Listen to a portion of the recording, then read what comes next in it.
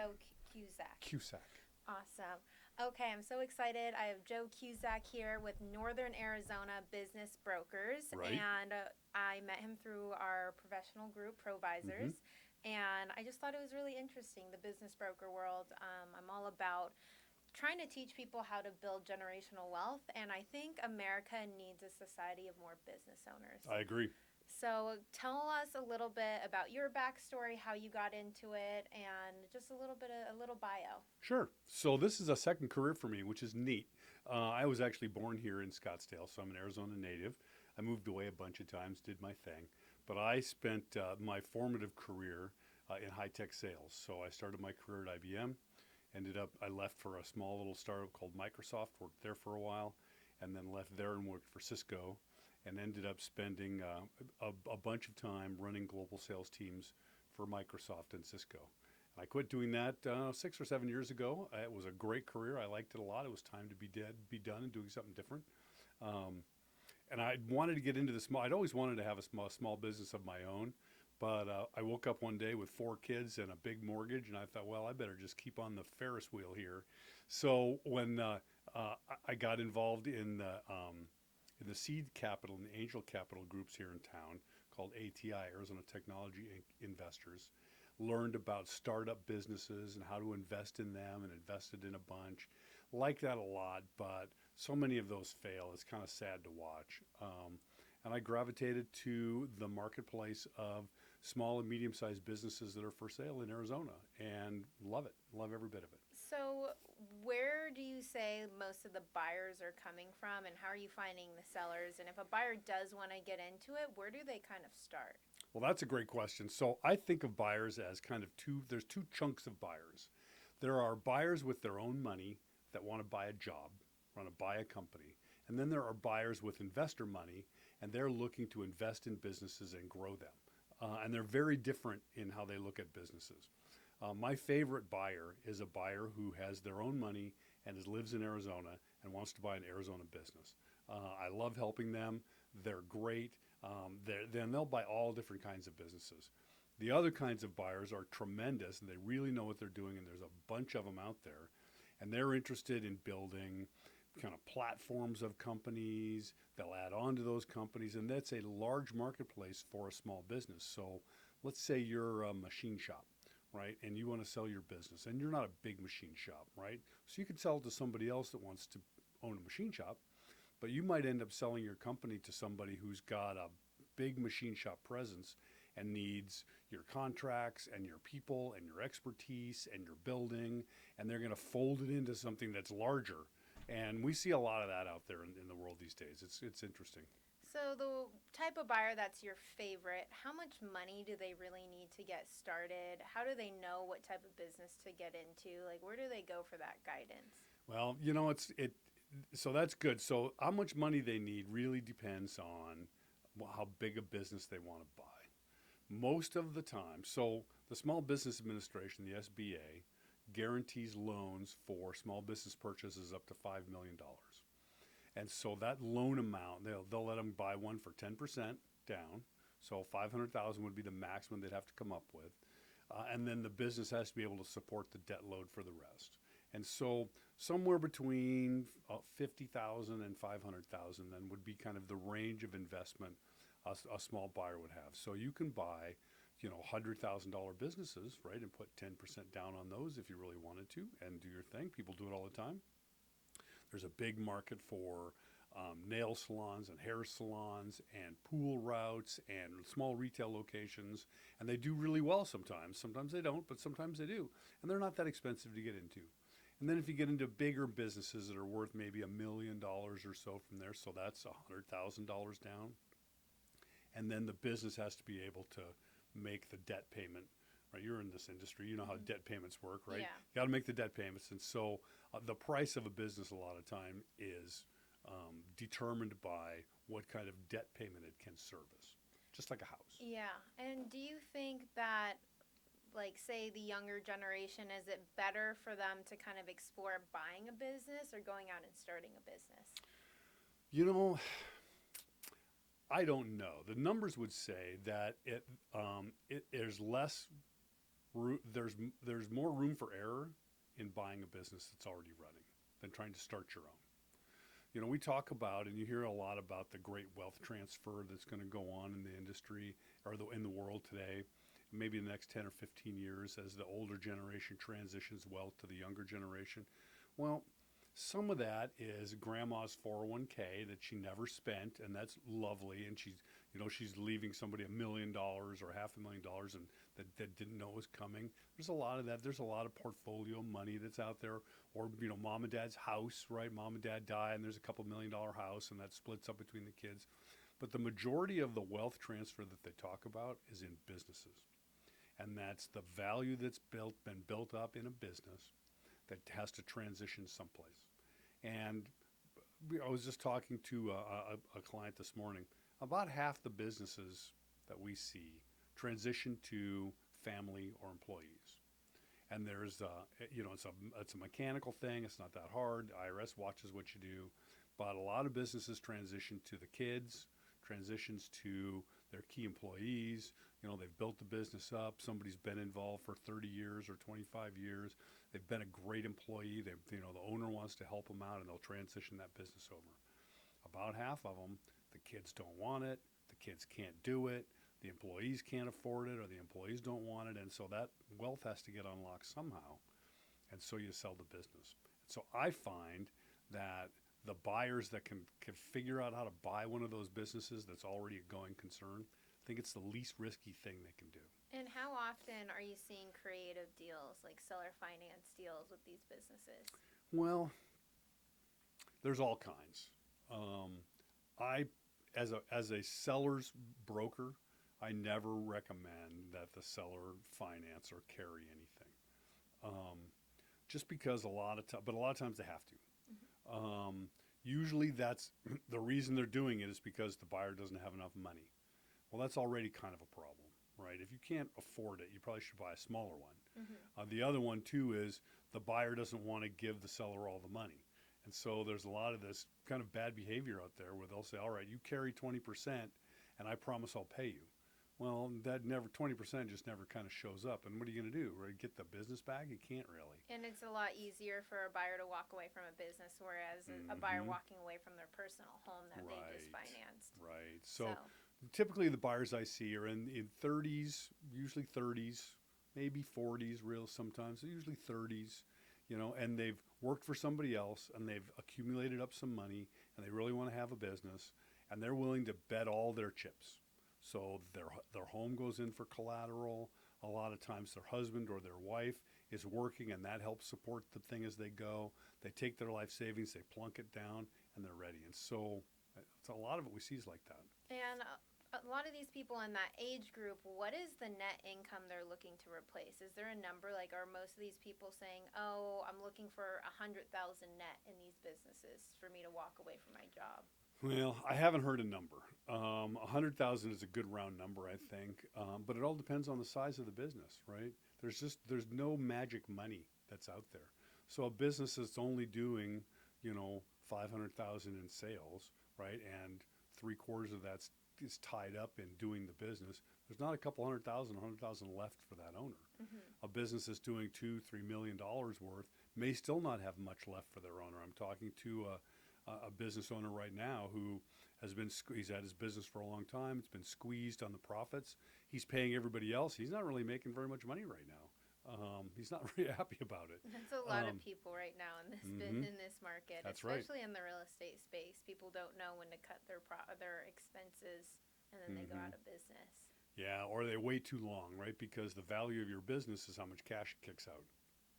What are some of the coolest businesses that ones that you've come across your table that you helped facilitate that you're like, that was a really great deal? So, I really like working with the trades. I saw an article somewhere, I forget where it was last week, about hidden money. And it was about all this hidden money. Well, I wondered what it was, so I read the article. And really it was boring businesses and boring tasks that make a lot of money. So, the construction trades, people that make doors. There are companies out here who just weld and make doors. And some of them do really well. Or they just make gates. or they just cut concrete, or they just build walls, right? And they found a little niche and they do it. So to me, those are the most fun. And a lot of times they've been around for a while. They've gone through a few problems. They've made their money. They're doing their thing. They're successful, and they're great owners to try to sell to the next group. They really Yeah, are. I always see they would call those blue collar jobs, but Mm-hmm. those guys are the ones making good money right now. The Mm-hmm. HVAC techs, the plumbers, porta potty companies, Mm-hmm. A1 garage doors. That guy's a billionaire now. It's like, Mm-hmm. what does every single home? There's 5 million people here. All these homes here. What does each one of those homes have? And it's all those So little boring exactly. items. And you have to be good at business, right? And you have to be willing to work your butt off. And so that usually, those people that I've found, excuse me, are they've had some ups, they've had some downs, right? A lot of them have almost gone out of business a couple of times and weathered through that. But the consistent thing is they're willing to just work really hard. Yeah, I always say work ethic can't really be taught. Like people either work or they don't, but learning business can be taught. So Hmm. where do a lot of these people that have no idea how to do anything, where do they turn to learn about business?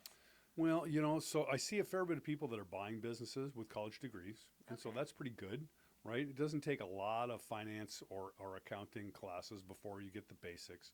Because let's face it, money's just how you keep track, Hmm. right? Delivering value for a customer is where you make money. Money's just how you keep track. And so you can hire people to do it for you. A lot of growing a business is marketing.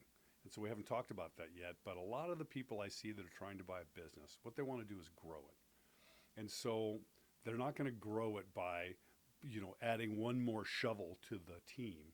They're going to grow it through marketing. And so we see a lot of people walking in, and maybe they don't know enough about building concrete walls, but they know about marketing, and they know how to go find more customers. And so they know how to scale businesses. And so the number one requirement I see for people maybe in your seat or in your age would be, can I buy a business that's sleepy, that if I apply the right marketing and sales to it, I can grow. It's so cool because marketing can be contributed to so much success. At the end Mm-hmm. of the day, it all comes down to the marketing. So you don't have to know the business or even the trade, but if you know marketing, you could create income and you can run different types of scenarios too to see what works and what doesn't. Mm-hmm. And look, you can't do business with people that don't know who you are. Yeah. You just can't, right? And so you asked me earlier, right? How do I find people that sell their businesses? Most of it is just marketing. It's networking and it's marketing because they don't know who I am. So I help a lot of people. I work with a lot of people who are not ready to sell their business, and we just kind of talk through the scenarios and when would you be ready and how does value really work and what in your business raises the price of your business and what in it doesn't. And so how do you think through those things? And so we do that a lot at our team. And I And think we're in such a cool day and age. Like, I think there's a big mentality of the younger people where they feel like they've missed the ball or they feel like they're not able to get to where maybe your generation did with business. But like, there's so much opportunity out there because the spread of information is basically mm-hmm, free. You could market yourself 100 times a day on social media yep, and you'll hit something. yep, It's all a numbers game. So there's so much opportunity out there to grow businesses. I agree with you. And there's a lot of buyers, and that's what they want to do. Because think about the numbers for a minute, right? You're going to buy a business, and it's going to pay you $100,000 a year. Let's call it, right? And well, that's fine. You're working your butt off for your $100,000 a year, right? You want it to be more. Well, the only way you get more money is by growing that business. And it's because the bank's going to take what the bank's going to take, and the employees are going to take what the employees are going to take, right? All that's there. And so the only way you get a raise is by growing the business. And these people know this, and they're very savvy, and they're very smart, and they're working really hard, and they know how to do it. So, And yeah. if you think about it, I mean, people work really, really hard for $100,000 Mm-hmm. just as it is as someone else's employee. You might as well work that hard for yourself and not have a ceiling for how big you can grow. That plus, one of the top things I hear from people who want to buy businesses, I just don't want to work for anybody else anymore. I want to be my own boss. Now, be careful with that, right? You might have to fire yourself, right? Yeah. These things happen. But look, it would have been easier for me to go join a national brokerage firm. I would have made more money doing it, and we would have done bigger deals and all the things that go. But I didn't want to work for anybody either. So when I saw this, I started my own business, I love that. I don't want to work for someone else for 40 hours, but I'd work for myself for 80 hours a week. Exactly. One of my agents always says, she was like, whenever I get discouraged in real estate, I'll just go on Indeed. And she's like, I'm not going to work for anybody else. I used to tell my kids that I'd point to somebody doing something that didn't look very fun and say, if you don't like your job, you can have that one. Yeah. Every day you drive and you're like, I could be working the roads right now, or in construction, or at McDonald's, or all these things. So it's just living in this moment of gratitude at all times, and just knowing that the opportunity is out there. And it's not that people are lucky, it's that they're just prepared and they waited and they had patience for the opportunity to hit. And people like to give the current generation, whichever older generation it is, like to give the current generation a hard time, and I don't at all. I see this generation just like all the rest of them, right? Most of them are smart and they want to work and they want to succeed. I see it every day. Right. Every generation has had its hardship. Like, of course. Look at the Great Depression, and then the generation after that, and then generation after that, and every single generation was like, oh, it's just getting harder. It's not getting harder. Actually seems like it might be getting easier, but that might just be a mindset that you have to live in. You got to choose the reality that you live in. Well, there's that too, but I just think, every older generation looks back and goes, what's this world coming to, right? Yeah. The newer generation doesn't get it. This generation gets it just fine. Yeah. Right? I think the world's going to be fine. This generation is great. There's a lot of people that are doing a lot of good things. There's a lot of people that want to work hard. I lose no sleep over that whatsoever. Is there a place that if someone just has the idea, maybe they're not ready, or they haven't really saved up, or they're not ready to reach out to you to start actively looking for a business, where should they start educating themselves on? Would it be YouTube? What should they be searching? So, one of the things that's interesting is the marketplace for buying small businesses is Biz Buy Sell. And that's what it's called, BIZBUI Sell, Biz Buy Sell. And it's just like Zillow for businesses. And I think you can get a really good feel for what's out there and how it works and how much it costs and what the whole deal is. Anywhere from something small to something big, they're all out there. Now, just like selling houses, right? Don't believe the marketing slick, right? You got to go understand what really is going on. But Biz Buy Sell, I think, is where I see a lot of people that want to buy businesses. They just kind of watch it. And they watch and then they learn. They go, okay, well, I don't want a pool route, so I'm not going to do that. And I don't want to do people's hair, so I'm not going to do that. But look at these businesses over there. That looks pretty interesting. Maybe I could do that. Or maybe I could buy an accounting firm. There's a lot of accounting firms. They change hands all the time. Maybe I want to buy one of those. And so you can kind of just see the marketplace and see how it goes. Just like Zillow, right? People look at Zillow a lot before they're ready to buy a house. Years. And I think Biz Buy Sell is kind of the same thing. There's a bunch of more sophisticated marketplaces where you can go sell a business, but Biz Buy Sell is really where buyers would go. And then once they've kind of narrowed down what they want to get into, and maybe they've spent a couple years saving up, is that when they would reach out to you? Yes. And are you like a buyer broker, or are you just representing sellers? How does that work? So, the brokerage industry is predominantly a seller's broker's business. And there's a couple reasons for that. Number one is it's a lot harder to sell a business than it is to buy one. There's a lot of work that has to be done. Just like people really don't understand what realtors do and real estate agents do and how much work you all really do to drag a deal across the finish line. Oh, yeah. There's a lot of work in there. There's a ton of work, and we'll go through it if you'd like. There's kind of 4 steps to go through that whole thing. Whereas buying a business is merely kind of getting yourself in the buying process with somebody who's selling it, and then following along long enough to stick with it or kick out. Yeah. So I represent mostly sellers. The other reason is because buyers are looking for the perfect business, and you just never find one. It's kind of really similar to the residential real estate space. Like the agents that last here are the listing seller heavy based agents, because a buyer takes 16 times the amount of effort, and they may never end up buying. Whereas a seller, a lot of the times they do have to sell because they're making a life change or a life decision in the business. There's space. a defined event that has to happen. When we ran sales teams in high tech, we always used to ask the salespeople, if something bad doesn't happen if your customer doesn't buy what you're selling them, you don't have a deal.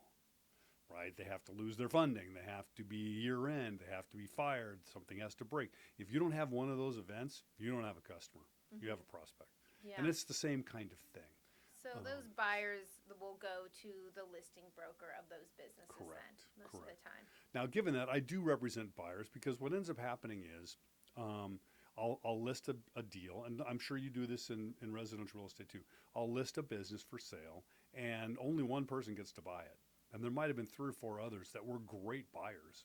I'm in the middle of, or kind of near the end of one now. This is the 3rd deal he's been in. If I wasn't a listing broker for him, I'd represent him as a buyer's broker. Mm-hmm. He's great, and I know what he wants, and he's trying really hard, and I think he's going to get this one. But I found him because he tried to bid on another one. Mm-hmm. And so I've got maybe 15 or 20 of those buyers that I've found over the years. I like them. Yeah. Some of them want to buy more than one business. There's one lady that's on her 4th one. She's doing great, buying them, adding them together, marketing on top. I'll go buy the next one. Some of them just want one business. Then there's other buyers where, well, you were kind of a waste of time. So I'm happy to sell you something, but I'm not going to represent you. I know some of those buyers too. Yeah, they're out there. And What that's are what, they don't mean to be a waste of time. They just kind of are. They just, yeah, you have to pick and choose, especially when you're an agent or a broker that's selling in high volume. You have to pick where your energy goes because you only have a finite amount of it. Right. What are some of the businesses you have right now that you think the public would be interested in? Well, we're still big on the trades. So I've got a wonderful machine shop. I've got another concrete firm that's out there. I've got another welding firm that's out there. So they're on my webpage, and that's okay. I'll talk about this in a second, but then there's some other ones that are fun that are running around out there. So we talked about the one earlier. You find all these weird little businesses, and there's somebody out there who is a broker for commercial cleaning equipment, and he's been doing it for a really long time. And I don't think he's going to sell. I think he kind of likes what he does, makes good money at it, and kind of does his thing. But you never know, right? Who you're going to see out there. Talking to some very nice people that have a fine art gallery. I want to sell their fine art gallery. Very specialized buyer, I think, that would need to buy that. But that's the fun part, is to go do something like that. But we see a lot of the trades. What I would tell you, though, is people who sell their businesses, this is a deeply personal experience for them, and it is almost always a deeply private experience for them. And so I have never understood brokerage firms that have the lists of all with the tombstones, right, of all the people that they've sold businesses for. I haven't met a buyer yet who wants anybody to know what they're doing. Mm-hmm. And so one of my things has always been, I'll never ask you to be a reference. I'll never mention your name. I won't supply a reference. I don't want anybody else that I've done it to supply a name. It's just not how this industry works. Where I think that might be different from realty agents. I'm buying a home right now, and I have a buyer's broker for that. Mm-hmm. And I found him through references, and he's a great guy, and he's helping me out a lot. But I don't really, it's a different thing in the brokerage world. Yeah, I would say it's different price point wise. Like once you get over 15 million in the residential real estate space, lots of confidentiality there. Kind of everything underneath, you do have to build your business based off of referrals or recommendations and reviews and things like that. Yeah, I'm not buying a $15 million house. I wish I was. Maybe one day. You never know. You never know. Or 3 5s. Your business, like they always say, everything exponentiates. That's like, right. All the majority of millionaires and billionaires didn't get there until 50, 60. You're absolutely right. You have to put all the work in the front end, like all the decisions. I always say people are a result of the decisions they made in the past. So all the decisions someone made between the ages of 20 and 40 is what's going to set them up for 40 until the rest of their lives. Agree 100%, and we see it written large in these small businesses, right? These folks have worked hard. They've made their decisions. One of the decisions they make is to buy the building. I was talking about this with somebody the other day. The businesses that bought their own building do so much better than businesses that didn't. Mm-hmm. There's some mechanical reasons for it. There's some financial reasons for it. Even if the money at the time is a wash, they just have done so much better. And so you see them 20 years later, right? Half the asset is the building. And because it's a physical asset, they get a better term for the buyer on on the purchase payment. The buyer can get a longer term on their note, which means their business is worth more. All of this stuff matters, and that was a decision that got made a long time ago. Yeah, and I think it was Robert Kiyosaki who said that. But the point of owning businesses is then to create cash flow to go buy hard assets. Mm-hmm. And even my family, they were in the flooring business and interior design and restaurant businesses. And my grandfathers both bought all of the buildings that all of their businesses were in.